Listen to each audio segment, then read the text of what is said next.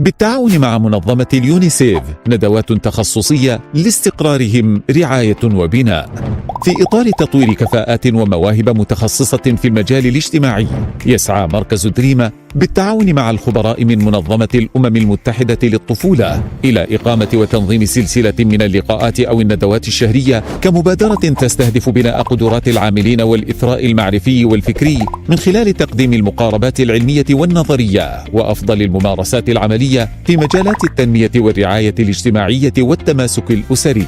تهدف الندوات إلى الإثراء الفكري والمعرفي للعاملين في المجال الاجتماعي والتطوير المستمر لقدراتهم ورفضهم بأحدث المقاربات النظرية والعملية، التواصل وتبادل المعارف بين المهتمين والمختصين، تعزيز الممارسة المبنية على المعارف النظرية والعلمية لتحسين جودة الخدمات الاجتماعية، تحفيز روح البحث العلمي وتطوير مهارات الاكتساب العلمي للمشاركين. الفئة المستهدفة من الندوات: العاملين في المجال الاجتماعي بمؤسسات الدولة المختلفة، الباحثين والأكاديميين المهتمين، الأسر، مقدمي الرعاية، الجهات المختصة بالعمل الاجتماعي. تمنح شهادة إلكترونية معتمدة للحاضرين.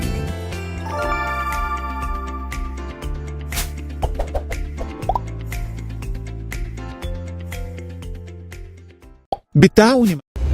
السلام عليكم ورحمة الله وبركاته. معكم خديجة الكبيسي من مكتب الاتصال والإعلام بمركز رعاية الأيتام دريمة. يساهم المركز في توفير الرعاية اللازمة للأيتام في دولة قطر، ويحرص على استقرارهم في الأسر الحاضنة البديلة، ويسعى لدمجهم في المجتمع، كما يحمل على عاتقه مسؤولية توعية المجتمع بأهمية الاحتضان وقضايا الأيتام. ومن هنا أرحب بكم جميعا، ويشرفنا حضوركم في البث المباشر للندوات التخصصية بالتعاون مع منظمة الأمم المتحدة للطفولة اليونيسف. نتمنى أن تعود عليكم هذه الندوات بالنفع والفائدة. Hello and welcome everyone. This is Khadija Al-Kubaisi from the Communication and Media Office at Orphan Care Center Dreama. The center is dedicated to provide essential care for orphans in the state of Qatar and ensuring their stability within alternative foster families. It strives to integrate orphans into society and takes on the responsibility of raising public awareness about the importance of foster care and orphan-related matters. It is my pleasure to extend a warm welcome to you all. We are honored by your presence at the live broadcast of these specialized webinars held in collaboration with the United Nations Children's Fund, UNICEF. We really hope these webinars will be informative and beneficial for everyone.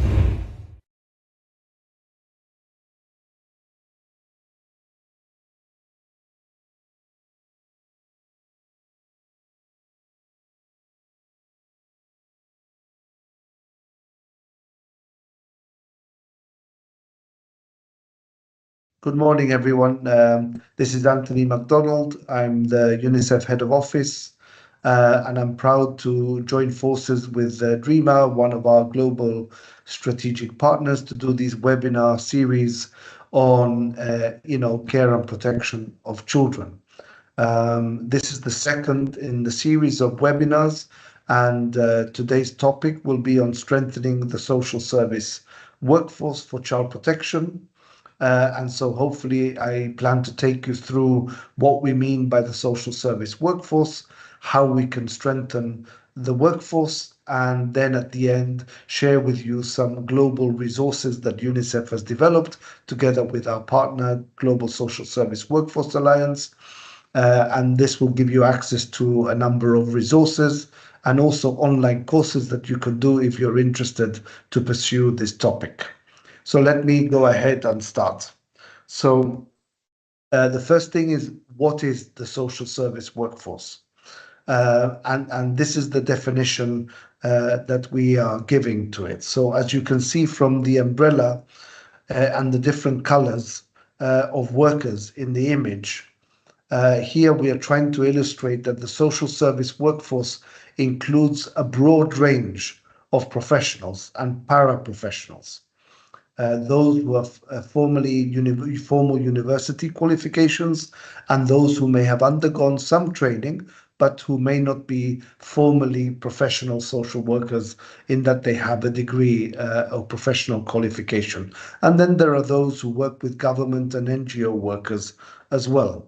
They also work with a wide range of people, from children and youth to older people to adults with particular needs, children with disabilities, whole families, and with communities. The definition on the left was developed through a long and wide process of consultation with different stakeholders across the globe. And on the right, there are some of the different titles used in different contexts as mentioned in the list. So some people call them social workers, educators, pedagogues, children and youth workers, community development workers, etc., etc. So there are different names for it. Not only do they have a wide range of roles and titles, their functions and responsibilities range from providing preventive and responsive services at the macro and meso level, as I'll explain in the next few slides, i.e. working with individuals, which is the micro level, and the community or societal level, which is the macro level, to promoting the workforce through advocacy, training, monitoring, supervision at all levels, including the micro and macro level and even national level. So if we look at this slide, it looks like a busy slide, but this slide is just to give you a better idea of who the social service workforce is.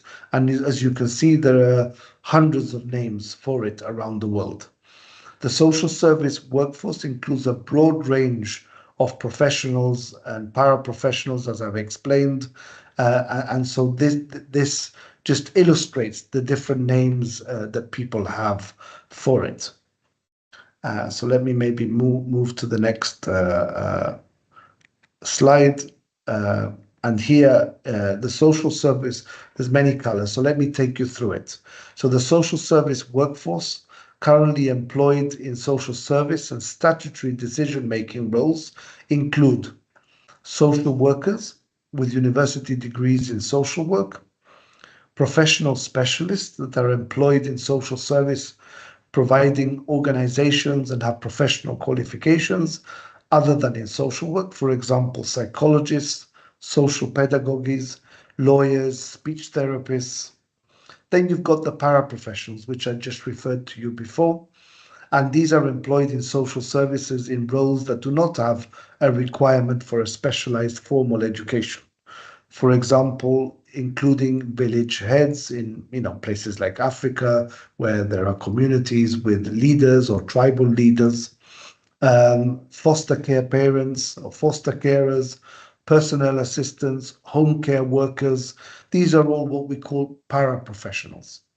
And then you have practitioners performing social work tasks that require professional competencies in social work, who are employed in statutory decision-making positions or in social services, providing organizations that have a social work degree. And usually these are people who've done a social work course. And in Qatar, for example, you've got Qatar University, which have a social work course and train professional social workers in their own profession. So, and then the social protection administrators and specialists who work very closely with the social service workforce and are usually overseen under one ministry, although this changes from country to country. In a unified social protection system. So in Qatar, for example, if I'm not mistaken, you've got the Ministry of Social Development and Family, who performs that function and who has a social workforce and who also provides social protection services, such as support to families in Qatar, and this can be through service delivery or through cash, etc., etc. And then you've got allied workforce. These are professional specialists and paraprofessionals employed in other sectors, such as the health sector, the education sector, the justice sector, early childhood development, as you see there, and there's different types of accountabilities and responsibilities throughout. And as you can see from the slide, depending on the function that you have, there are common core competencies that everybody needs who are working in this area. And as you can see in the purple square below, you've got people who they definitely need interpersonal communications. They need to know how to communicate with families, with children, with other professionals. They need to build, importantly, because they're dealing with human beings sometimes who are vulnerable, they need to build relationships of trust with individuals and groups, do facilitation. They need to have a knowledge of human rights and the social ecological system, which is, for those of you who, there may be some students in the audience, it's the individual, the family, the community, and society. With different theories of human development, it needs to be non-discriminatory, gender equality, human rights-based practices in a range of contexts and diverse population groups around the world. And so depending on your function, especially if you're working in a professional capacity, you will need to be trained in different core competencies, whether it's formally or as a social work professional, or as a paraprofessional, or as an allied workforce. But at the end of it, I'll give you access to our guidelines as UNICEF, and there's a little course that you can take, which takes you through this in a bit more detail. So I'll go to the next slide. Here, for example, it illustrates what I was just trying to explain, and what are the roles of social service workforce in the prevention of violence, exploitation, abuse, and neglect against children. So here in these slides, in the next few slides, I'm going to sort of narrow down and zoom in to how the social workforce is organized in child protection, in preventing violence against children. So, for example, we have 3 levels, as I've just explained. You have the micro level, which focuses on prevention and response functions. And some of these functions include early identification of cases of violence against children. It could be violence against women as well. Early interventions, such as help and support to the family to prevent further violence or to support them. Sometimes, for example, a family may be, a husband has lost a job, there's stressors, they're going through a difficult time, they may be, smacking their children more, whereas before they didn't. So, they're not a threat to the child, but they want to stop it. So this is where social workers can come in, and they can support the family and help them and put a package of services in place to alleviate some of the pressure that they're going through in order to stop them behaving, like this. And then for those that need a bit more support, they do what's called child protection case management. And this is where there is already someone a child who's been a victim or survivor of violence, or where there's a serious risk that the child may be subjected to some form of violence. And sometimes this comes to social service workforce through referrals from the health sector, the education sector. Sometimes a young child goes to school, maybe with a bruise in the arm, so they have to be a referral to the social workers, and then they open a case against them, and then they go through all the usual assessments and investigations. And then, of course, there may be cases where a child, and this happens a lot. I'm here in Lebanon at the moment, and there's a lot of, a bad situation, like in Lebanon, in Gaza, a lot of children are witnessing horrific things. But it could also be a young person in any country, in Qatar, in the UK, in the US, or anywhere in the Middle East, maybe a young adolescent with this social media, and there may be a lot of social pressures, and it may be upsetting them and making them do things that are not good for them or for others, in which case, you can refer the person to get support and mental health and psychosocial counseling and support. So these are the sort of things that a social worker or social workforce can do at the micro level, right? At the individual or family level. Then we go to the meso level, which is where you're doing more prevention. The meso and the macro level are more prevention-focused intervention, whereas the micro level tends to be more, it can be prevention or early detection, but it's more responding to something that's already happened or at serious risk of happening. So coming back to the meso level, here you can see what are the sort of activities that a social worker or institution, such as the Ministry of Social Development, Family, Social Services, will do at this level. So here, for example, you will have workers engaging with communities to address behaviors within that community. So, for example, if there's a campaign to stop child smacking or hitting at the home, that could be changing the behavior of parents so that they don't do that. It could be to address challenging practices that perpetuate violence, such as how they resolve disputes at the home. And, there can be these sorts of campaigns that really aim to change the behavior of people in order to prevent violence against children. The other one is to promote positive parenting. So sometimes, parents are they become parents, but they may not always know what to do exactly. We all struggle as parents and we learn. And particularly when there's a child, when they're younger, they're easier to manage, but maybe when they get older, it becomes a bit more difficult. So how do we cope with that? And sometimes the wrong way is to just blame the child or the adolescent, but maybe the better way is to work with the child, but also to equip and support parents how to better engage positively with their children and to support them and engage with them and teach them good, cultural values and beliefs, etc., etc.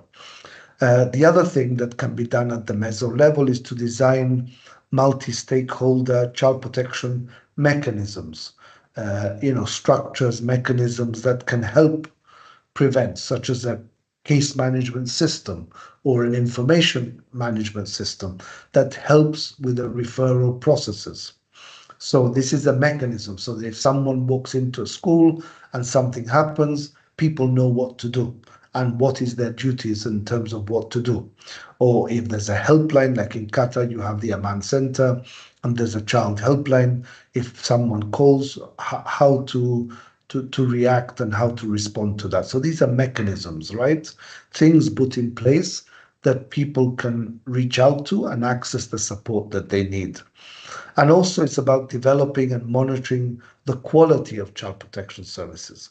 So here, for example, the ministry, DREAMA, Amman Center, others, they have, if they get cases of children who may have been subjected to violence, they need to ensure that the quality of the service that they provide meets the best standards of care. And this is where it's the role of the state, such as the ministry, the state of Qatar, or any other government, to put in place the standards and the regulations, the laws that ensure that the quality of service is being provided and the qualifications of those who are providing those services meet those standards and they're trained and they know what they're doing. It's like in the same way that if you're providing, in a hospital, access to surgery, to physiotherapy, you want to ensure that the standard of those services meets good practice, global good practice.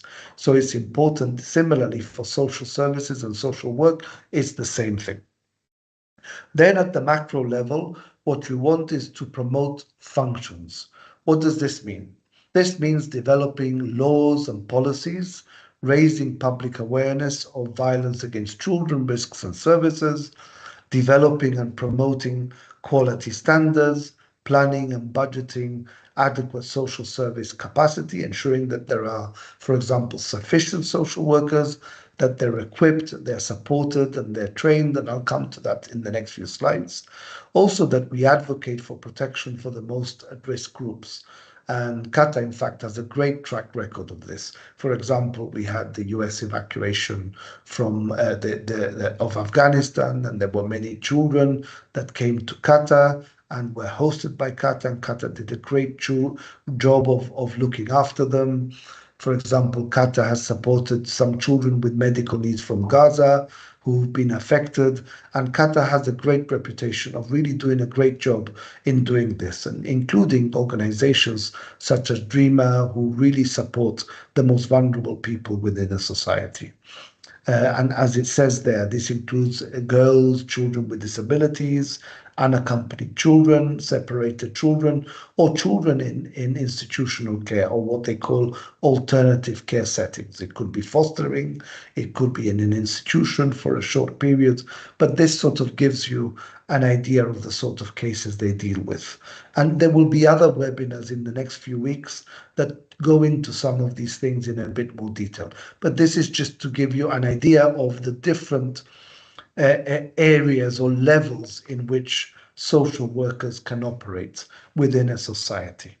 So let me move on. So why is it important to invest in the social service workforce for child protection? And here really these are the key elements of making the case. If someone said, well, why should we do it? Then these are the key elements that you want to consider. So the social service workforce provides a significant return on investment because a sufficient, well-placed and competent social service workforce can prevent. What do we mean by this? It means reducing the incidence of violence against children and other child rights violations through awareness raising, enabling stronger and more effective parenting and family care, strengthening the capacities of families, communities, and local services to support their children. And at the end of the day, the children, we know, are the future of our society. One day they will be our leaders, our rulers. So it's important that we protect them and we prevent any violence and support them in the home, in the community, in schools, to grow up healthy, happy individuals. And the happier and healthier they are, the more they learn, the more they grow, and the bigger and the better the return on investment. So it's in everybody's interest that we protect children and we prevent them from being subjected to any form of harm. But also, why is it important? Because we respond, and there's a need to respond for the state and for social workers to respond in a timely intervention to protect children, preserve and rebuild positive family relationships where possible, and keep children within their home, and reduce the impact of violence against children and other adverse childhood experiences. So here again, it's not just about removing. I mean, there are the most serious cases where, for example, a child would need to be removed from their family. And for that, usually these cases need to go to court, and there needs to be an adjudication by a judge. And the judge needs to determine that it's in the child's best interest that the child be removed from the family. But in most cases, the social workers and the system will work with the families, with the communities, with the child to try and support the families to ensure that the child is protected and supported. The other thing, of course, is that where a child has suffered some form of violence, this enables recovery, enabling and promoting long-term recovery and reintegration from separation or trauma. So, for example, a child may have lost a parent and they are really affected by it, and maybe they lost them in a car accident and they witnessed it. So that will require many, many months and sometimes years of intervention and support to help the child get over it and enable them to recover. They will always, of course, miss their parents, but at least it will enable them and equip them with the skills to lead as normal a life as possible because of that loss. And the other thing that's very important of social workforce interventions is to build the resilience of individuals, but also communities and societies to support children and families. And by this, I mean build the resilience and resources of children, families to prevent, mitigate, and survive future adversity.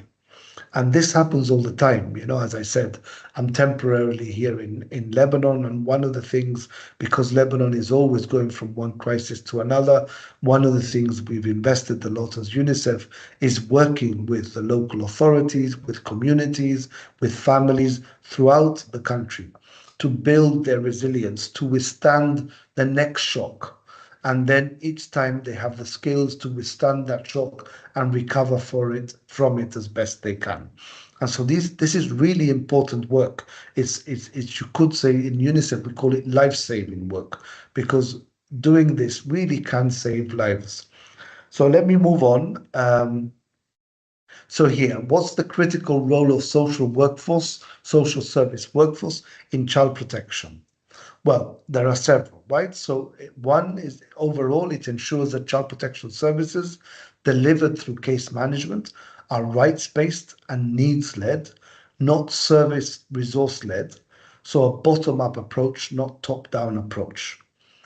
It's child-centered, i.e. you focus on, and the Convention on the Rights of the Child is child-centered. So here, assessing and meeting the needs of the individual child in the context of their family and community is absolutely critical.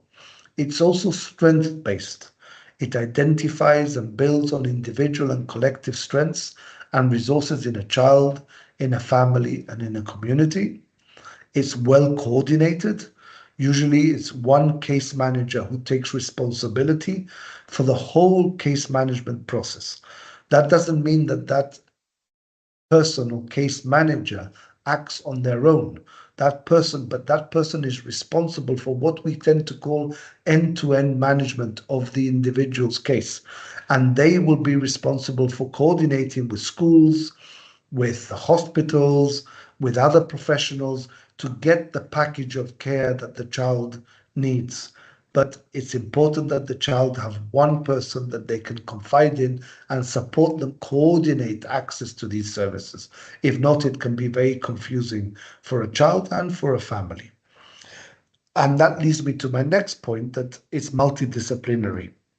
What does this mean? Ensuring an integrated approach with a case manager, coordinating services across sectors and disciplines, as I've just explained. And finally, that there's a referral and follow-up and review till the case closure, meaning making and coordinating referrals, following up to ensure services are adequately meet the needs determined in the case plan, and reviewing the plan when necessary to ensure that the child and the family receive the support they need. So here, this is just a good example of what that case management means. So the social workforce plays a vital role not only in core child protection roles in social services, but in a range of allied sectors. So here, for example, if you look at the center, the case manager will be at the center, working usually within the social service sector, but they will be the ones coordinating with the health sector, the education services, social protection, justice sector, to make sure that everything that the child needs is done. So I think this is a good way to illustrate it.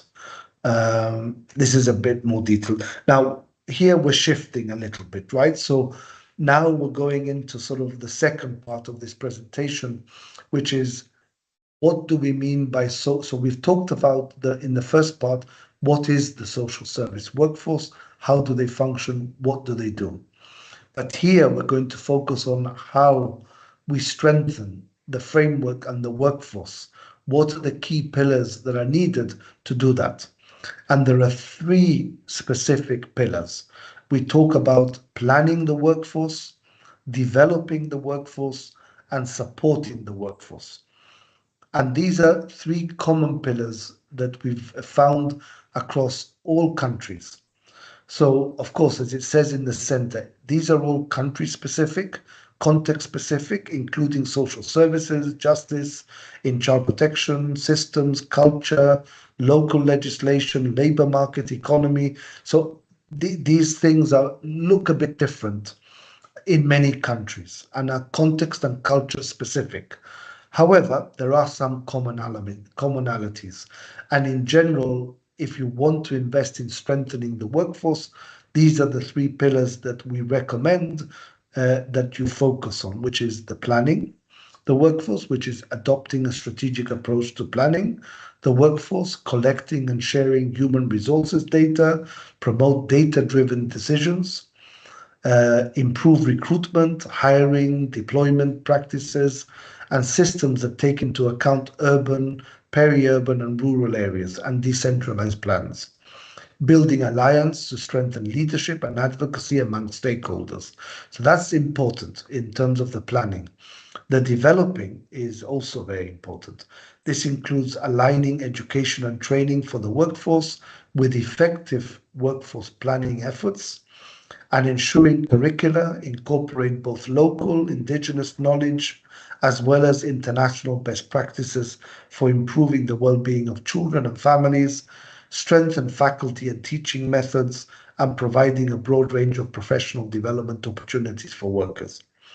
And then we go to the third pillar, and they're all linked, which is supporting the workforce. So here we talk about developing or strengthening systems to improve and sustain social service workforce performance, developing tools, resources, initiatives to improve job satisfaction and retention, and supporting professionals' associations in an effort to enhance the professional growth and development of the workforce. And this is extremely important. And I'll give you a little anecdotal example. We did a mapping when I worked in the regional office for the MENA, the Middle East, North Africa region with UNICEF. We did a mapping of 10 countries of the workforce. And we asked all the social workers in each of these countries, what is the most important thing for you? And you would have thought that most people would say, well, it's how much I get paid. But actually it wasn't. That was the second most important thing. The first most important thing, every single country said, was the recognition and the support and the job satisfaction that they get, being valued as social workers. That was the most important thing. The money and the finance and all that was secondary to that. So that shows you how important this investing in strengthening the workforce, in developing it and supporting it is so important. So let me move on. So here, what are the building blocks of quality assurance system for social workforce strengthening?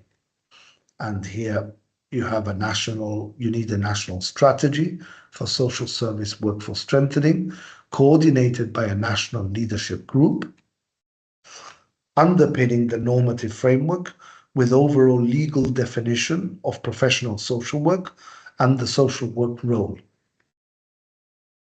Assessment of the scale, distribution, and types of social welfare needs in the population, national quality standards for social services, minimum standards for professional practices, professional code of ethics, and a national social service workforce competency framework, which is a matrix of core professional competencies for different levels and roles.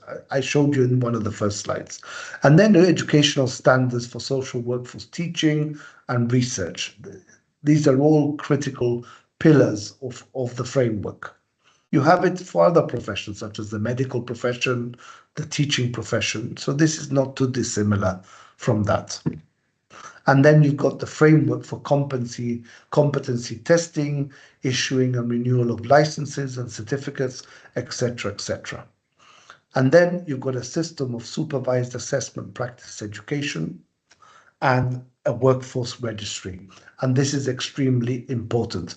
I mean, if one of you were going to a school and, for example, you were paying money for a child to go to a private school, you'd want to know, no? You'd want to be reassured that the teachers who are teaching your child have the required professional qualification and experience to do the job of teaching your child. Similarly, when you go to a hospital, you would hope that the doctor who's going to treat you is qualified, is professionally registered, and is licensed to practice, because this guarantees a minimum quality of service. Similarly, for social workers, particularly when you're dealing with cases of violence against children or women, etc., you want to make sure that these persons are qualified professionals and licensed to do the job that they're meant to do.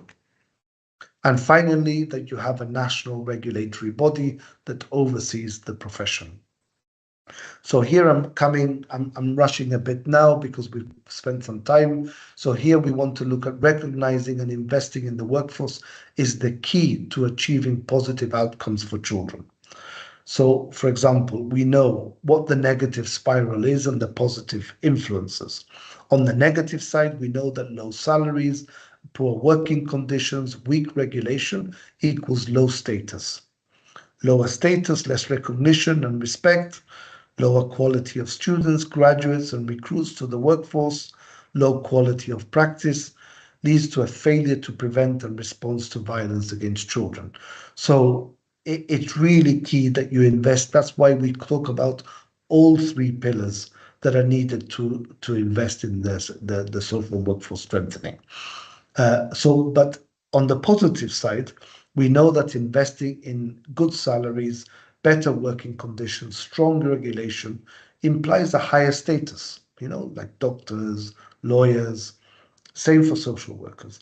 The higher the status, the more recognition and respect, the higher the quality of the students you attract and graduates and recruits into the profession, the higher the quality of the practice and better outcomes for children in terms of preventing and responding to violence and exploitation and abuse and neglect. So this demonstrates or breaks down what are the different components and why investing in these different pillars is key. So I've come to the end of the presentation, so I'm not good, but I wanted to really, I was looking at what best to share with you, and there are a couple of things I want to share with you. First of all, I'd like to draw your attention, hopefully someone will circulate the presentation, to this online course, short e-course on strategies to strengthen social service workforce for child protection. And anybody can access this course and take this course, and you get a mini certificate for it, and this will be really nice. And I really recommend for those of you who are interested to take this free, open online course that UNICEF has developed with our partners. The second thing I want to draw your attention to is the UNICEF guidelines to strengthen the social service workforce for child protection that we developed. And this was developed in conjunction with all the huge global network of professionals and around the world, and also builds on and gives really nice examples of different types of strengthening social service workforce in many countries around the world, from poorer countries to richer countries. And it really does take you through step by step what to do. So I really invite you to take this course, get your completion certificate, and also look at the guidelines. And if you join online and click on some of these resources, you will find loads of other resources that you can look at, especially for those students who are listening in or other professionals who are interested in this, who are doing the work. I'd be more than happy to send anything else, but for now, I just wish to thank DREAMA for their leadership in launching these webinar series, and we're very proud to be partners with DREAMA and work in Qatar to really focus and put children at the center of everything that we do. So thank you very much to all of you, and I really wish you all the best and success in your studies or in your professions and your areas of interest. And remember that UNICEF has an office in Doha, and you're always welcome to reach out to us anytime. Thank you very much, and good afternoon. نشكر لكم حضوركم. نشكر لكم حضوركم ونقدر مشاركتكم بتقييم الندوة من خلال مسح رمز QR كود، وسيتم إرسال الشهادة الإلكترونية لاحقاً عبر البريد الإلكتروني الخاص بكم. We thank you for your attendance and appreciate your participation.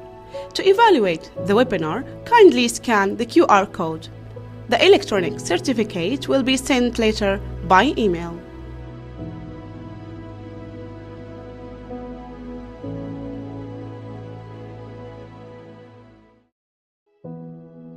نشكر لكم حضوركم ونقدر مشاركتكم بتقييم الندوة